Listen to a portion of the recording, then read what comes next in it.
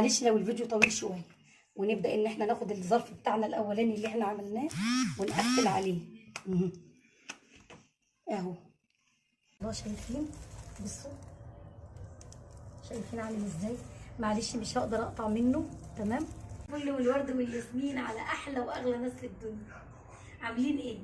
يا رب دايما في هنا وخير وسعاده. النهارده ان شاء الله هنعمل فطير مشلتت، وطبعا احنا عاملين موسوعه من الفطير المشلتت عندنا في القناه. وهل ينفع ان انا استعمل نوع دقيق وما اقولكوش عليه، او اعمل الفطير من غير ما تحضروا معايا؟ ابدا. النهارده هنستعمل الدقيق اللي بينفع لكل حاجه، وهو دقيق الكوثر. بصوا بقى، استعملوه في قرص طريه، في كحك، في بسكوت، في فطير مشلتت، في عيش. الدقيق ده يا جماعه انا الكيلو ب20 جنيه. اقسم بالله الدقيق ده تحفه. دقيق الكوثر ده رهيب من كتر جماله. انا قبل ما استخدمه معاكم اكيد طبعا جربته من غير تصوير ومن غير حاجه. جربوه وعلى ضمانتي. اكيد في ناس كتير طبعا بتستعمله. اللي عاوز بقى يستعمل والدقيق بيبوظ معاه او الفطير استعملوا ده. تعالوا بقى نعجن كده ونشوف هنعمل ايه.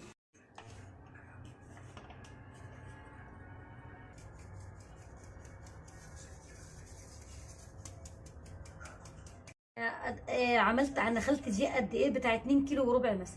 ماشي. معلقه ملح صغيره اهي. عايزين تضيفوا سكر بقى دي حاجه ترجع لكم انتوا. ماشي اهو. وميه. هو عجينه الفطير ميه وملح ودقيق بس. ميه وملح ودقيق. السكر ده اللي بيحب الفطير يبقى مسكر مفيش مشكله اهو. واعجنوا بقى، نزلوا الميه بتاعتكم بالراحه. وانا مش هقول لكم ميه قد ايه، لان انا هوريكم العجينه. واول يعني هتنزلوا الميه شويه بشويه، وهوريكم العجينه بتجهز ازاي اهو.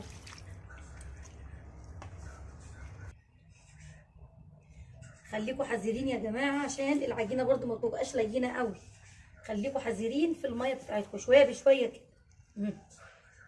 وهي ما بتبقاش عجينه يابسه قوي ولا لينه قوي، بتبقى متوسطه طريه كده في ايدنا ومش بتلزق. عجينه يا جماعه اهي. بصوا كده اهي. بس مش يعني بصوا بتطلع من ايدي بتسلك. هي كده جهزت معايا. ماشي. انتوا هتعجنوا فيها لحد ما تبقى معاكم بالشكل اللي انتوا شايفينه ده اهو. طريه بس بتسلك من ايدي مش بتلزق كده.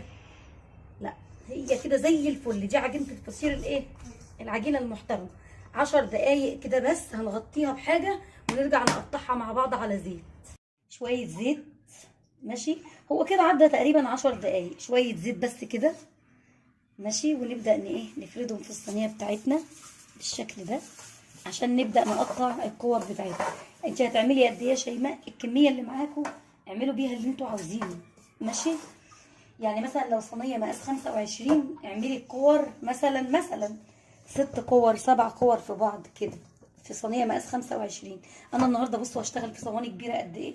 تقريبا يعني 47 45. فانا بعمل الفطيره بتاعتي كبيره.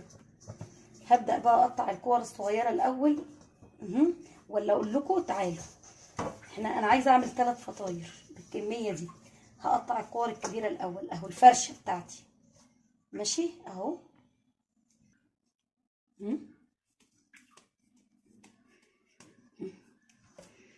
ماشي. 3 كده نحاول نعملهم قد بعض، وبعدين نبدا نقطع الكور الصغيره بقى ونجمعهم كلهم في الايه. طبعا انتوا عارفين شغلنا وكده كده برضو هصور لكم يعني. اهو. بصوا العجينه بتنعم معايا ازاي. شايفين؟ بقول لكم الدقيق ده مبهر، استعملوه على ضمانتي. نبدا بقى نقطع الكور الصغيره بتاعتنا اهي. بصوا. وبعد ما بخلص الكميه كلها بعمل ايه؟ بحط على وشها زيت واسيبها ترتاح بتاع مثلا ربع ساعه ولا تلت ساعه. والدقيق ما شاء الله حلو فما بيرتاحش كتير، ما سيبوش كتير يعني اهو. عدى ربع ساعه. تمام. بعد ما خلصت التقطيع بتاعه وهو كور كده طبعا يعني دهنته بزيت من فوق وغطيته كده زي ما انتم شايفين. عدى تلت ساعه تقريبا.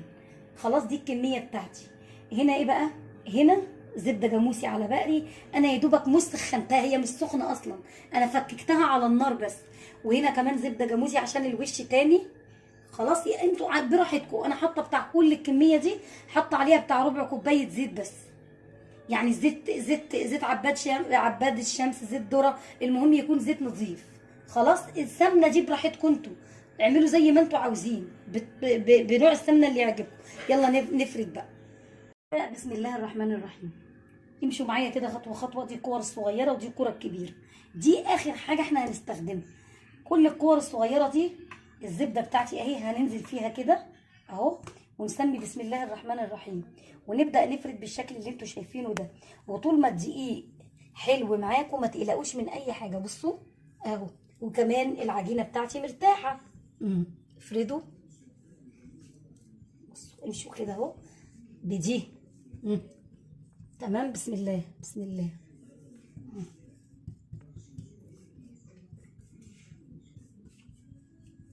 افردوا كده على قد ما تقدروا، مش عايزه اقطع حاجه عشان ما حدش يتوه مني اهو، عشان اللي لسه داخلين عندي جداد يتفرجوا على الايه، على الفطير المشلتت اللي انا بعمله.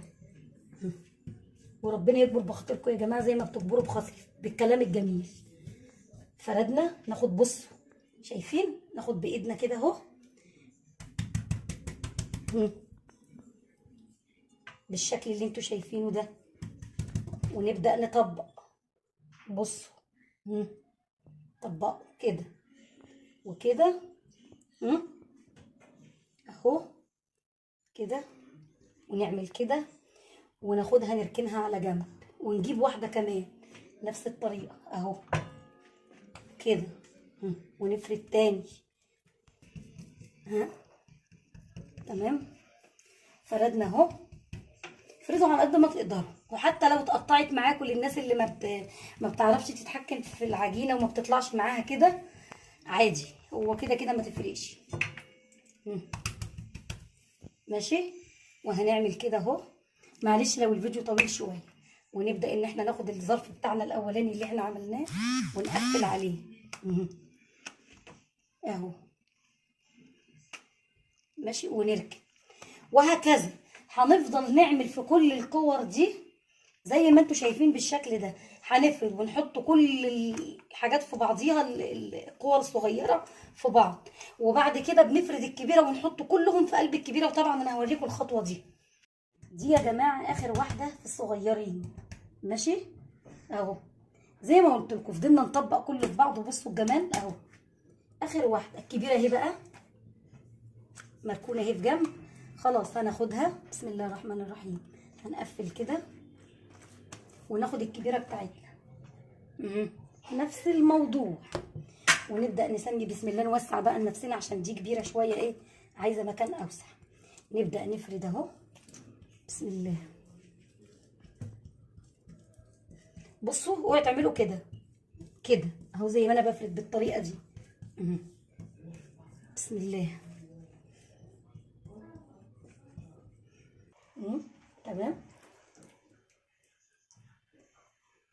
حته كده ايه تطعمها، بس ايه لا طبعا هو بقري على جاموسي، انا عايزه بقى الجاموسي بس كده. ايه رايكم يا جماعه الخير كده؟ ونبدا نقفل الفطيره بتاعتي اهو. ماشي. وان شاء الله باذن الله هتاكلوا احلى فطير مشلتت. ادهنوا بقى الصينيه بتاعتكم حته زبده صغيره كده من تحت.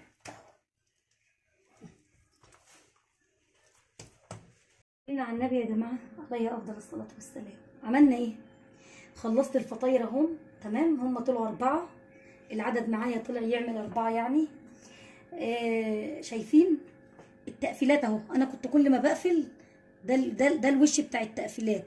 لما نيجي نشيلها بنشيلها ونقلبها كده، بنحطها كده في الصينيه، بنقلبها ونحطها كده، يعني بنخلي التقفيلات دي من تحت. ماشي. والصينيه اهي انا دهنتها ايه، دهنتها حته زبده من تحت كده عشان تخلي الوش الفطيره طعمها جميل. ونبدا بسم الله الرحمن الرحيم. يا دوبك خلصت، كانت الفطيره الاولانيه ايه بدات ترتاح اهو. انا هعملهم النهارده مش في فرن الغاز، لا انا هعملهم في الفرن بتاع البوتاجاز، عشان كلنا ايه كلنا نشتغل وكلنا نخبز فرن البوتاجاز بتاعنا. شيلوا الصاجه منه اللي في النص زي ما هوريكم، وخلوا الشبكه بس، وعلوا البوتاجاز بتاعكم ماشي، هوريكم يعني دلوقتي.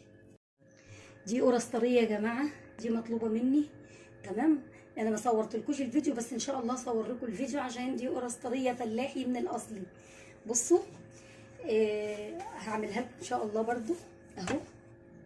بصوا الجمال، هبقى اعملها لكم كده بالرايب وبالقشطه وبالزبده، حاجه كده يعني جامده. يلا نخبز بقى.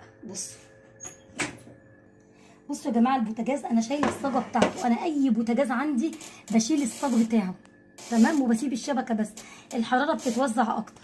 خلاص. ودي اعلى حاجه عندي في الفرن اهو. اهو اول ما تعلى وتحمر من تحت، ايدوا الشوايه بتاعتكم، ولو الاتنين بيقيدوا مع بعض بايد الشوايه اخر حاجه، اخر مرحله يعني، عشان نديها ايه، نخلي الوش بتاعها احمر وجميل كده. وهي مش هتاخد كلها 10 دقايق في الفرن. طب بسم الله ما شاء الله، والله انا ما لاقيه كلام اقوله يا جماعه على الجمال والحلاوه. 10 دقايق بالظبط كانت الفطيره زي ما انتم شايفين كده، وفي فرن البوتاجاز اهو. طبعا انا هوريهولكم لما اخلص. يلا بينا. بقيت الفطير في الفرن، بس انا مستعجله جدا، بس ما كانش ينفع ان انا ما اوريكوش النتيجه فوق التحفه بجد. بصوا تعالوا شوفوا. بصوا الفطير يا جماعه، بسم الله ما شاء الله. شايفين؟ بصوا شايفين عامل ازاي؟ معلش مش هقدر اقطع منه، تمام. بتاعتي اللي انا اقدر اقطع منها لسه هخبزها بصراحه، لكن ده رايح لناسي. بس اعملوا لنا لايك ومتابعه حلوه، ومعلش بقى ان انا مستعجله.